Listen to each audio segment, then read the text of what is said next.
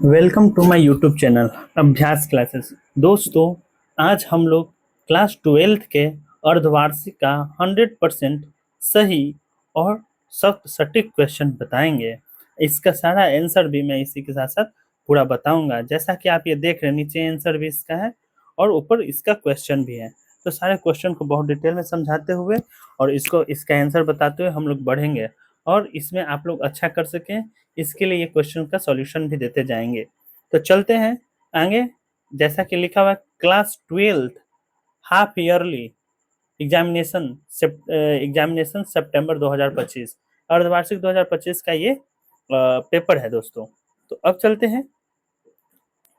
यहाँ लिखा हुआ है, पहला है क्वेश्चन, निम्नलिखित में से किसी एक विषय पर निबंध लिखें। तो पहला है दीपावली, दूसरा है पुस्तकालय, तो तीसरा है पहला सुख निरोगी काया, चौथा है मेरे प्रिय कवि, पांचवा है वसुदेव कुटुंबकम।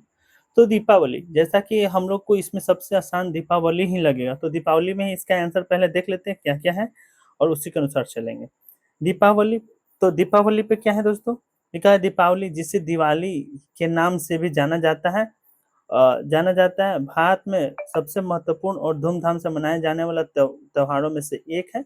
यह अंधकार पर प्रकाश, बुराई पर अच्छाई और पर अज्ञान पर ज्ञान के विजय का प्रतीक है। यह त्योहार कार्तिक महीना मास के अमावस्या को मनाया जाता है। इसको अच्छे तरीके से पूरे बड़े स्क्रीन दिखाना चाहूंगा दोस्तों, एक मिनट। हाँ, तो चलते हैं। बड़े धूमधाम से मनाया जाता है। यह अंधकार पर प्रकाश, बुराई पर अच्छाई और अज्ञान पर ज्ञान के विजय का माना जाता है। यह प्रतीक है। यह त्योहार कार्तिक मास के अमावस्या को मनाया जाता है। अमावस्या को मनाते हैं। यह 5 दिनों तक चलने वाला उत्सव होता है, जिसकी शुरुआत धनतेरस से होती है। जैसा कि हम लोग जानते हैं दोस्तों कि धनतेरस से इसकी शुरुआत हो जाती है। इसी के साथ अब आगे बढ़ते हैं और देखते हैं। इसमें आप बहुत अच्छे तरीके से लिखेंगे दोस्तों, जैसा कि हम शॉर्ट वीडियो इसलिए बना रहे हैं ताकि आपको ज़्यादा लेंदी ना लगे। अब इसमें आपको मेनली है कि क्वेश्चन को आप जान लेंगे तो मतलब उसका आंसर आप अपने अनुसार भी लिख सकते हैं। जैसे अभी देख लीजिए दीपावली, तो दीपावली में भूमिका लिखेंगे, फिर दीपावली मनाने के पीछे का कथा क्या है वो लिखेंगे, फिर उसके बाद उसके अनुसार आगे जो भी चीज़ें होंगी फिर इसका उपसंहार लिखेंगे, लास्ट में महत्व लिखेंगे, उसके बाद उपसंहार लिख देंगे कि क्या होगा, तरीके से लिखेंगे। अब समझते हैं। दूसरा क्वेश्चन है कि निम्नलिखित दूसरा क्वेश्चन है कि निम्नलिखित में से दो अवतरणों का सप्रसंग व्याख्या करें। कैसे सप्रसंग किनको पे बोला है, जैसे भाई कि अब के हार में यह आम खूब फलेगा, चाचा भतीजा बैठकर आम खाना, जितना बड़ा तेरा भतीजा है उतना है, जिस महीने उसका जन्म हुआ था उसी महीने मैंने था। तो ये चीज है, तो इसका क्या होगा, इसका किन्हीं दो का बताना था दोस्तों। तो चलते हैं इसमें। तो इका है, दो अवतरणों के बारे में बताना है। दो अवतरण के बारे में समझते हैं कौन कौन। पहला, अब हार में यह आम खूब फलेगा, चाचा भतीजा बैठकर आम खाना, जितना बड़ा तेरा भतीजा है उतना है, जिस महीने उनका जन्म हुआ था उसी महीने मैंने था। ये चीज, इसका क्या है उपसंहार होगा, इसका आंसर क्या होगा भैया, तो समझते हैं। यह कथन कहानी उसने कहा था कि लेखक चंद्रभार वर्मा शर्मा गुलेरी का नहीं है, बल्कि यह एक पुरानी कहावत या मुहावरा है, जिसका प्रयोग किसी रिश्तेदार या परिचित के आम के मौसम में होने वाले विकास या समृद्धि के संदर्भ में किया जाता है। जितना बड़ा तेरा भतीजा है उतना है, वाक्यांश के साथ इसका अर्थ है कि एक रिश्तेदार के पुत्र की तरह आप भी समय के साथ एक नई शुरुआत करने के लिए आम फल खाएंगे। ये चीजें बताना चाह रहे हैं दोस्तों। इसी के साथ साथ क्वेश्चन नंबर, इसका दूसरा उपसंहार क्या चाहिए भाई, तो चलते हैं। दूसरा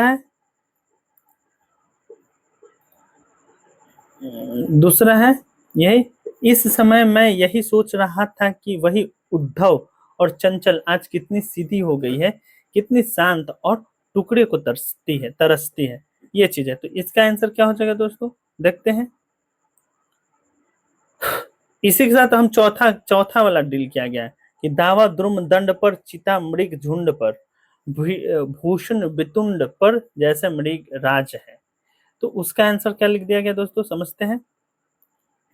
यह पंक्तियां रीतिकाल के प्रसिद्ध कवि भूषण द्वारा रचित शिवराज भूषण से ली गई है, जिसमें शिवाजी महाराज की वीरता की तुलना प्रकृति और के शक्तिशाली तत्वों से की गई है। इस पंक्ति का अर्थ है कि जिस प्रकार दावानल, दावानल क्या होता है, जो जंगल में आग लग जाते हैं उसको दावानल कहते हैं। दावानल वृक्ष दंड पर, चिता हिरणों की झुंड पर और सिंह हाथी पर हावी होता है, ठीक उसी प्रकार शिवाजी भी अत्याचारी मुगलों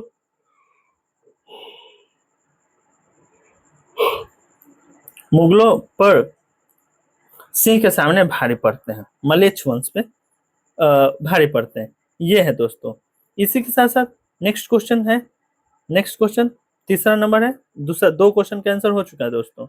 तीसरा है, अपने मोहल्ले में जल जमाव की समस्या को लेकर ध्यानाकृष्ट करते हुए नगर आयुक्त के पास आवेदन पत्र लिखें, या अपने घर की आर्थिक समस्या को नाना जी को बताते हुए अपने पढ़ाई के लिए आर्थिक सहयोग हेतु उनके पास पत्र लिखिए। ये है क्वेश्चन। तो चलते हैं तीसरा का आंसर देखते हैं दोस्तों। क्या है, अपने मोहल्ले में जल जमाव को इस पे लिखा गया, अपने मोहल्ले को जल जमाव की समस्या की ओर ध्यानाकृष्ट करते हुए नगर आयुक्त के पास पत्र लिखा गया है। तो कैसे लिखेंगे, सेवा में स्वास्थ्य अधिकारी बेगूसराय, या आप पटना है तो हम पटना से, तो पटना नगर पालिका या नगर निगम, हम लोग का नगर निगम पटना। विषय जल जमाव के कारण उत्पन्न समस्याओं के संबंध में। अब लिखेंगे, महाशय मैं पटना के कागजी मोहल्लों, पटना के जो भी आपका जगह होगा, रजिस्ट्री ऑफिस, रजिस्ट्री मोहल्ला के एक निवासी हूँ। मैं अपने मोहल्ले में वर्षा के कारण उत्पन्न हुई जल जमाव की समस्या की ओर ध्यान आकर्षित करना चाहता हूँ। इस वर्ष वर्षा के महीनों में अत्यधिक वर्षा के चलते निचली जगहों पर जल जमाव हो गया है। जैसे वैसे नगर पालिका की ओर से पूरा ध्यान दिया गया है कि कहीं जल जमाव न हो, फिर भी कुछ ऐसे स्थान अब भी शेष है जहां पानी एकत्र हो जाता है और निकासी न होने के कारण प्रदूषित होकर उन्हें समस्याओं के कारण बन जाता है। जल निकासी के समुचित व्यवस्था नहीं होने के कारण निचली जगहों में एकत्र पानी सड़ांध से भर गया है। मच्छरों की संख्या अचानक आय वृद्धि के कारण गड्ढों में जमा हुआ पानी है। मेरा सारा क्षेत्र मच्छरों से भयंकर उत्पाद से परेशान है। इसी प्रकार मैं अपने मोहल्ले, पैराग्राफ चेंज करूँ, मैं अपने मोहल्ले की ओर से मोहल्ला उद्धार समिति का मुख्य सचिव होने के नाते, आप कोई भी अपने अनुसार से लिख सकते हैं, कोई भी समिति, मुख्य सचिव होने के नाते आपसे प्रार्थना करता हूं या करती हूं कि जल निकासी की समुचित व्यवस्था की जाए और मशकनाशक यानी कि मच्छर को मारने वाली दवा का छिड़काव किया जाए, ताकि मच्छरों के प्रकोप में कमी आ सके। ये चीज है। भवदीय जो भी लिखेंगे, ये फलना आदमी, फलना जगह का एक निवासी हो गया, फिर डेट यहाँ दिनांक डाल देंगे। इस प्रकार तीसरा क्वेश्चन का भी आंसर हो जाएगा दोस्तों। इसी प्रकार चौथा में चलते हैं। चौथा नंबर प्रश्न है कि निम्न प्रश्नों के किन्हीं 5 को उत्तर देना है। अब देखिए कौन कौन से उत्तर देते हैं। आर्ट ऑफ कन्वर्सेशन क्या है, छात्र जीवन में किस विषय पर लेख के लिए जयप्रकाश नारायण को पुरस्कार प्राप्त हुआ था, समझते हैं। चौथा number question, art of conversation क्या होता है। पहला, बातचीत की कला से है। आर्ट ऑफ कन्वर्सेशन अर्थात बातचीत की कला से है, जिसमें विचारों को स्पष्ट और प्रभावी ढंग से प्रस्तुत किया जाता है, दूसरों की ओर ध्यान से सुनकर समझा जाता है और संवेदनशील तरीके से प्रतिक्रिया दी जाती है। इसी को आर्ट ऑफ कन्वर्सेशन कहते हैं दोस्तों। दूसरा है कि छात्र जीवन में किस विषय पर लेख के लिए जयप्रकाश को नारायण जी को पुरस्कार प्राप्त हुआ था। अब चलते हैं, इसको देखते हैं। उन्हें मुख्य रूप से 1970 के दशक में मध्य में प्रधानमंत्री इंदिरा गांधी के खिलाफ विपक्ष का नेतृत्व करने और संपूर्ण क्रांति के जरिए उन्हें उखाड़ फेंकने का आह्वान करने के लिए याद किया जाता है। 1999 में नारायण को उनकी सामाजिक सेवा के लिए मरणोपरांत भारत में सर्वोच्च नागरिक पुरस्कार भारत रत्न से सम्मानित किया गया दोस्तों। यही है इसका आंसर। अब चलते हैं नेक्स्ट क्वेश्चन। भगत सिंह ने आत्महत्या को कायरता क्यों कहा? भगत सिंह ने आत्महत्या को कायरता क्यों कहा? भगत सिंह आत्महत्या को कायरता इसलिए कहते थे क्योंकि वे इसे समस्या से भागना मानते थे और इसे जीवन के अंत में दोस्तों हम लोग क्वेश्चन नंबर 4 में थे। क्वेश्चन नंबर 4 और ये किन्हीं 5 प्रश्नों का आंसर देना था सर। चलते हैं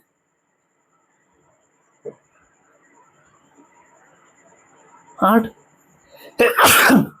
माफ करिएगा दोस्तों। आर्ट ऑफ कन्वर्सेशन क्या है? बातचीत की कला से है। आर्ट ऑफ कन्वर्सेशन का अर्थ होता है बातचीत की कला से है, जिसमें विचारों को स्पष्ट और प्रभावी ढंग से प्रस्तुत किया जाता है, दूसरों के ध्यान से सुनकर समझा जाता है और संवेदनशील तरीके से प्रतिक्रिया दी जाती है। यही आर्ट ऑफ कन्वर्सेशन। छात्र जीवन के में किस विषय पर लेख के लिए जयप्रकाश नारायण को पुरस्कार प्राप्त हुआ था? उन्हें मुख्य रूप से 1970 के दशक में मध्य में प्रधानमंत्री इंदिरा गांधी के खिलाफ विपक्ष का नेतृत्व करने और संपूर्ण क्रांति के जरिए उन्हें उखाड़ फेंकने का आह्वान करने के लिए याद किया जाता है। 1999 में नारायण को उनकी सामाजिक सेवा के लिए मरणोपरांत भारत के सर्वोच्च नागरिक पुरस्कार भारत रत्न से सम्मानित किया गया। समझ में आ रही दोस्तों? तो ये सारी चीजें हैं। अब चलते हैं इसी क्रम में आगे कि भगत सिंह ने आत्महत्या को कायरता क्यों कहा? आत्महत्या को भगत सिंह ने कायरता क्यों कहा? तो समझते हैं दोस्तों कि क्यों कहा उन्होंने। भगत सिंह आत्महत्या को कायरता इसलिए कहते थे क्योंकि वे इस समस्या से भागना मानते थे और इसे जीवन का अंत करना कहते थे। उन्होंने देश की आजादी के लिए अपनी जान की बाजी लगा दी। देश की आजादी के लिए अपनी जान की बाजी लगा दी। लगाने वाली शहादत को सुंदर मृत्यु कहा और जो एक आदर्श और साहस का काम है। उन्हें उनके अनुसार कठिनाइयों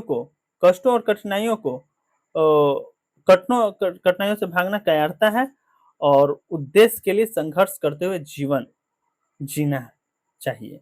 ये है सही बात है, बिल्कुल सही। अब है दोस्तों कि भूषण की किन्हीं 2 रचनाओं के नाम लिखें। कवि भूषण के 2 प्रमुख रचनाएं शिवराज भूषण और शिवा बावनी है। इनके अलावा उन्होंने छत्रसाल दशक भी लिखी है और कुछ विद्वान इनकी अन्य रचनाएं भी मानते हैं। अब नेक्स्ट क्वेश्चन, काल किसे कहते हैं? काल वह विकृत रूप है जिसकी कार्य के होने के समय अर्थात वर्तमान, भूत, भविष्य और इसके पूर्ण अपूर्ण अवस्था का पता चलता है। इसी को काल कहते हैं दोस्तों। अब चलते हैं नेक्स्ट क्वेश्चन, क्वेश्चन नंबर 5 कि निम्नलिखित प्रश्नों से किन्हीं 3 प्रश्नों का उत्तर देना है, जो 3 × 5 यानी कि तीनों 5-5 नंबर का है दोस्तों। दीर्घ है तो दीर्घ वालों को समझना बहुत जरूरी है। दीर्घ देख लीजिए, बहुत अच्छा है। सूरदास की द्वितीय पद का भावार्थ लिखें।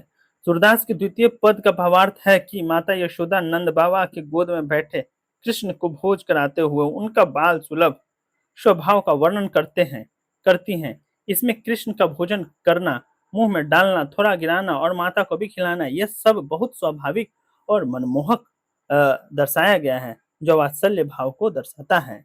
इसी के साथ क्वेश्चन 2 अपने तरफ से भी 2 लाइन लिख सकते हैं दोस्तों। फिलहाल इसको एकदम शॉर्ट तरीके से जान जाइए, इसका आप लॉन्ग अब बना के लिख दीजिएगा। अब चलते हैं, जायसी के प्रथम कर्बक का भावार्थ लिखें। जायसी का प्रथम कर्बक का भावार्थ यह है कि कवि अपनी एक आंख से संसार को देखता है, लेकिन उसके इस बात पर का कोई खेद नहीं है। वह अपने मन की पवित्रता और हृदय की निर्मलता के कारण संसार के नजर को देखता हुआ भी विशाल और आत्मविश्वासी है।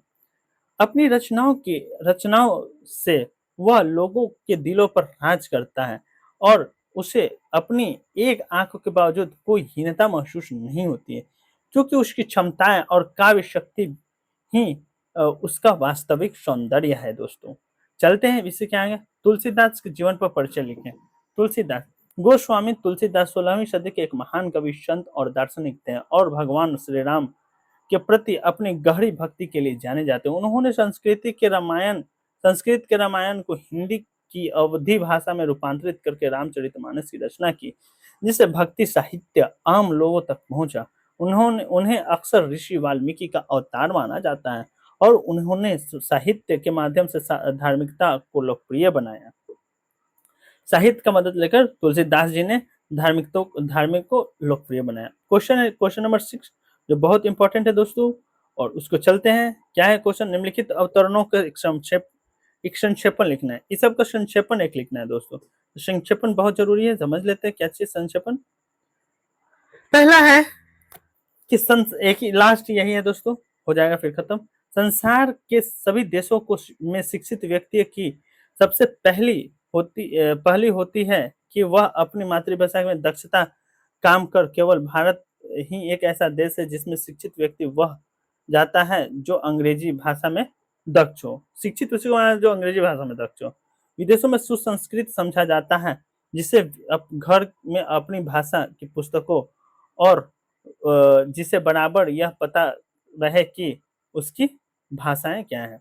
समझते क्या चाहिए? यह एक प्रसिद्ध उदाहरण है कि भारत और पश्चिमी देशों के बीच शिक्षा और संस्कृति को लेकर अंतर को दर्शाता है, जिसमें कहा गया है कि दुनिया भर में शिक्षित व्यक्ति अपने मातृभूमि में कुशल होते हैं, जबकि भारत के अंग्रेजी का ज्ञान ही शिक्षित होने की पहचान है, जो दर्शाता है कि भारत में शिक्षा की परिभाषा पश्चिमी देशों से अलग है, जहां अपनी संस्कृति और भाषा का महत्वपूर्ण ज्ञान माना जाता है।